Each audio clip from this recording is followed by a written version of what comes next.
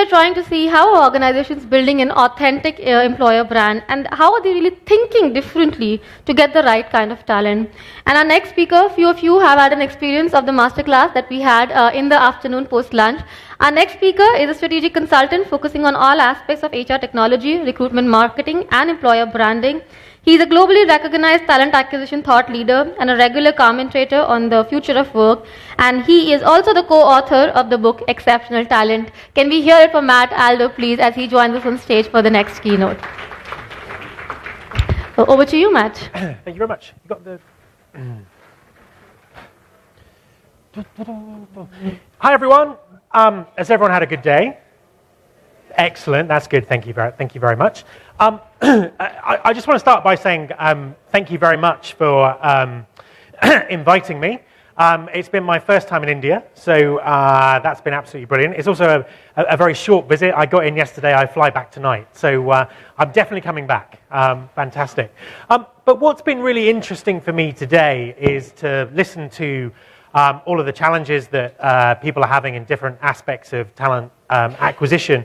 And it's interesting that, that these challenges seem to be, in common all over the world. And it's also a relief because it means that my content is relevant to helping to solve your challenges. So let's press the wrong button. There we are. Great. Okay. So I'm going to talk about experience. And to do that, I need you to do something for me. So could everyone think about a time they experienced some fantastic customer experience? It could be anything, but fantastic customer experience. Now, if you want to close your eyes so you can visualize it and really think about it, you're allowed to do that. But I just want you to think about a time that you had a fantastic customer experience and what that was, what that might have been like. So I was kind of looking for some examples to illustrate the power of a great experience. In order to find something that was relevant to India, I had a quick look at TripAdvisor, and with apologies to this hotel that we're in. And for the record, I've had a fantastic experience here, so that's great. But before I came here, I found that this apparently is the best hotel in India for service. And it's really interesting what's said on this review. A living dream, a truly magical and fascinating experience. So let's kind of reflect on those words, magical and fascinating, and think about the experience that you were thinking about. I bet it was magical and fascinating and brilliant. Now, and here we are. Here are the reviews for that particular hotel. 93% excellent, 1% terrible. Someone always hates it. Someone always hates it on TripAdvisor, even if it's the best. So you're thinking about this truly magical experience you've had. Now, think about a time you had an experience with an aspect of HR. Was it magical? Was it fascinating? Was it brilliant? Or did it just feel like a policy and a procedure that was kind of being done to you? Now, park that for a second. I'd imagine that most of you would say it felt like a policy and procedure and not magical and fascinating. If it was magical and fascinating, then you're already there, and that's brilliant. But we'll come back to that. So, a year or so ago, I researched and wrote a book with my very good friend Mervyn Dinnan. That's an accident of cropping. I've not tried to crop his name out of the picture. So Mervyn, if you're watching on Facebook, I'm really sorry. So we wrote this book, and we wanted to explore what exceptional talent meant to organizations around the world. And we also wanted to explore what companies were doing to attract, retain, and develop that exceptional talent. So there were the two questions that we were looking at, and that's what I'm going to sort of talk about in the next 15 minutes or so. So the first question is, well, what is exceptional talent? And it's been really interesting today to hear people talk about what the right talent for their organizations might be. And people have been talking about assessment and candidate experience. Had some really interesting conversations with people who are saying, it's very, very difficult to get their line managers to think differently about the talent that might be available. People this morning were mentioning purple squirrels, talent that didn't exist, lots and lots of different things about exceptional talent. So this is what our research found in terms of what is exceptional talent and what does that mean right now in 2018. And it's really interesting that basically this is a quote from the co-founder of TomTom. Talent in one business is not the same as talent in another. Find the people who are right for your business. And that's all about value, that's all about culture, and lots of different things. And it may be that someone who's done a brilliant job in the same role in another organization is not right for your organization. And very much the way that we recruit and think about recruitment, doesn't really speak to this. And a lot of times we're not necessarily getting, those right exceptional people for our business.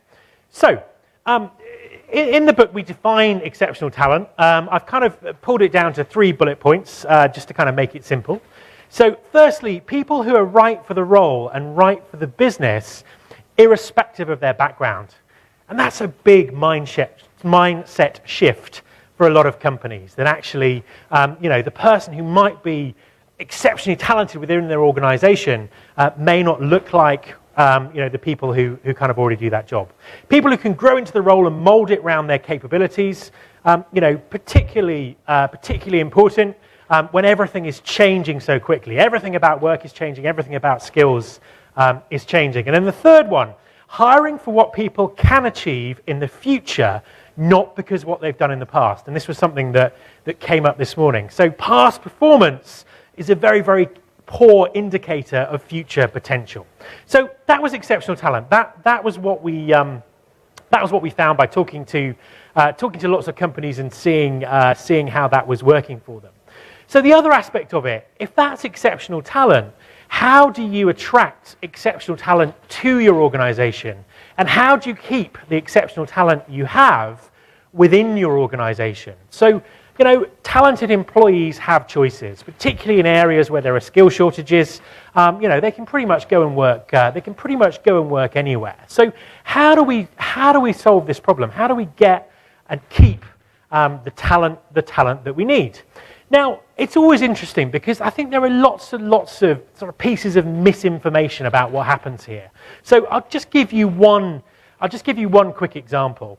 And that's that actually it's all about environment. It's all about having this spectacular office that springs up from Silicon Valley and this amazing, with apologies to anyone who's here from Apple, this kind of amazing concept of a building that promotes communication and all this kind of stuff. So I've sort of not been to this building personally. It's Apple's HQ in Silicon Valley. If you don't recognise it, but I've certainly read a lot about it, and a lot of the stuff that's written about this building is what an amazing place. Literally, a magnet for talent. And as I was doing a bit more research, because I was doing a white paper around buildings and workplaces, I found a really interesting article. So one of the big things about this building is all about the quality of glass. The quality of glass giving this transparent sense that people can see what they're doing and communicate. And the trouble is people keep walking into it because they can't see it. So Apple's new spaceship campus has 1 floor. It hurts. Some distracted staff are walking into glass panes designed to foster collaboration. And it's a cheeky example, but it just shows that actually sometimes, the concept and the building and the big thing isn't everything that it's cracked up to be. So, what is it? What are we talking about here? What we're talking about is experience. And that's why I wanted you to think of a magical and fascinating experience at the start of the presentation. Now, we've talked about candidate experience today, and candidate experience and experience of talent attraction is only one piece of this. If you're an employee, your experience is the whole life cycle that you're at that business. It's how you're recruited, it's how you're onboarded, it's how you're developed, it's how you're retained, and it's also how you leave that organization. And I think the trouble with our industry is we look at these things in silos. So here we are today at a talent acquisition conference. So it would seem very strange if I suddenly started talking about learning and development and engagement and offboarding and onboarding. But actually it shouldn't, because it's all part of the same thing. So if you're an employee, you don't distinguish between these stages. You don't consider that you're having this HR process and this HR process and this HR process. It's all about an experience. And if, as employers, you can give people a fantastic experience, that's how you get exceptional talent and keep exceptional talent within your organizations. And I think we really need to design the employment experience in the same way that we design customer experiences. And very few organizations do that, but some are now kind of waking up and actually doing that and putting design thinking in the way they deliver sort of various HR processes. And the journey is a circle. So it starts with getting someone's attention, attracting them to the business, recruiting them, onboarding them, and then engagement and development within the organization. How do they learn? How do they grow? And eventually when they leave and become alumni, will they be advocates for the business? Will they, speak highly of the business? Will they help the business attract more people? Or will they learn more skills in different industries and come back? And thinking of it as a continual process, I think, is very, very important. And I think, in HR, we tend to think of it as a series of steps, and it's a continuous journey. So there isn't time to kind of dive into all of these. So I'm just going to sort of pick one and then come back and circle and suggest some of the other ones at the end. I think the most interesting part of this is technology is disrupting and changing all of these. All of these processes. So, we dig down, we can see, that they're being disrupted and facilitated by technology. So, let's look sort of very quickly at attention and attraction, because let's face it, it's probably the most relevant part for a talent acquisition conference. So, attention and attraction. If you're in my earlier session, you've seen this slide before. Don't worry, the content is slightly different, but the message is the same. So we live in a very, very distracted world. So much is going on. As I look, luckily for me, very few people are on their phones looking at something else. But keeping someone's attention, getting someone's attention, is very, very difficult. So getting the attention of your target audience is critical, and it's something that so many companies get wrong. They kind of start with the recruitment and assessment. They don't really think about how am I going to connect to the audience that I want to connect with, with a really authentic story. And I'll show you a couple of examples, of recruitment processes that we've seen throughout the world that don't really measure up to this. So you won't be able to read this. This was an email that a recruiter in London sent me on LinkedIn. So, someone's been doing some sourcing, they've used their technology and their Boolean search or whatever it might be, and they've kind of reached out to me. I've never heard of this organization before, and the great thing about this is they're offering me the opportunity to be based in their London office near Old Street Station. Now, I don't know how much you know about the geography of the UK, but I live in Scotland. Which is very clear on my LinkedIn profile. And, although the UK is a very small country, Scotland to London isn't commutable on a daily basis, no matter how close it is to Old Street Station. And also, if you dig down into this, I have none of the skills that they profile in this role. It kind of lists what the successful applicant needs. I have none of these skills. The only reason they've sent this to me is I have the word digital in my LinkedIn profile. Now, obviously, this company is struggling to recruit people, but I'm not particularly impressed. I cut a bit off at the bottom that said, "If you're not right for this role, please could you pass it on to someone who is?" No. So that's the kind of outreach that we're seeing kind of on a regular basis. Also, this is a job posting. I don't know where I got this from. So if Infotech is a real company and they're here, I'm sorry, but everyone does this. And I was talking about this in the other session. We want to kind of attract and engage the right type of people, and we put these boring job descriptions up there and expect them to work out whether the job is right for them. So, is that very persuasive? Is that a very good way of attracting attention?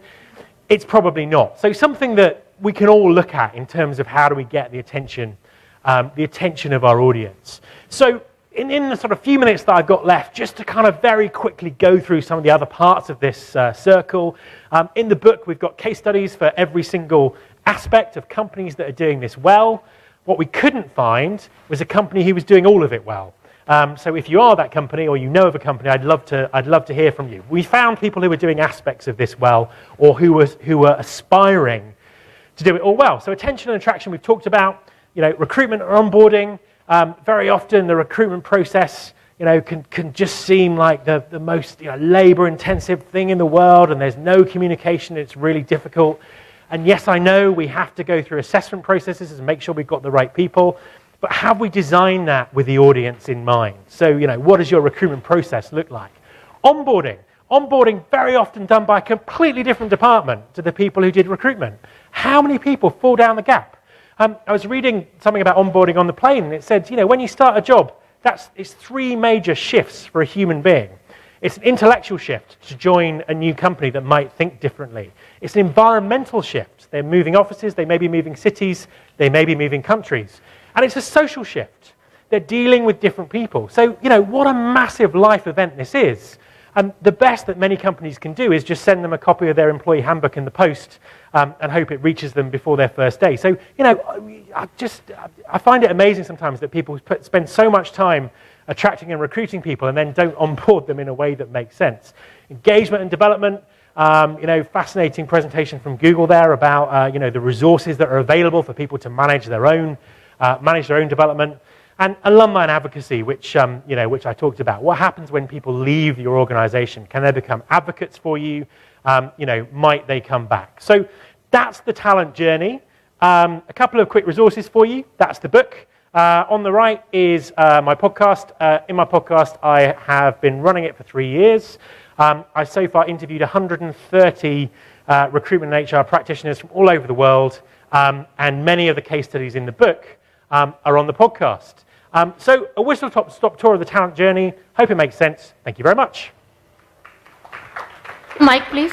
Thank you so much, Matt. I know it's evening, but we can do a lot better than that. Can we have a big round of applause for Matt, please? And as I see the clock, there are a couple of minutes left, so we can probably take a question if the audience has a question.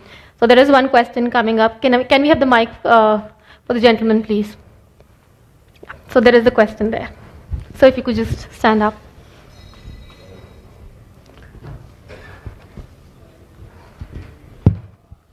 So it's little contradictory to the point that you mentioned about past experience not really being so relevant when it comes to considering somebody for a given job. Yeah. However, if I go by the fundamentals of behavioral traits and related techniques of interviewing people, it says that when you give somebody a scenario about the past and look at the kind of answers that you get, basis his actions which were conducted by him back then, might help you in assessing what could be his course of action in future under a similar kind of situation. So how do you kind of complement both these things together to get the right match? Yeah, and I think that's that's absolutely valid in terms of thinking and interviewing, but I think it shouldn't be the be all and end all of it. I think we're looking at future potential. So some of the things that I've seen done, can work sampling, panel interviews, all these kind of things. Putting someone in a real life situation and seeing how they might behave is a way around it. It's a problem because it's very easy to say that it's not a very good predictor of future potential, but I don't think we've really cracked quite how we kind of solve that at the moment. I think that the message is more to be mindful that we're just not looking for people with a very narrow very narrow skill set. I thought one of the things that came out of the first panel today about what are the things they absolutely must do, what's not so important, ABC. what's not so, the ABC thing I thought was really interesting. And you need people with the right skills. You can't hire someone to be a Java developer who can't program in Java, for example. So I think there's some sense about it, but I think it's a big challenge for recruitment. Getting that balance right, because I'm not sure that the existing tools give us the information that we need. All right. Thank you so much, Matt. I am Majid from Emphasis. Thank you. Thank you. Can I have the mic, please? Yep. Thank you so much. Can we hear it once again for Matt and Majid also for his question? Thank you so much, Matt. And now, ladies and gentlemen, it's time to move on to our last session,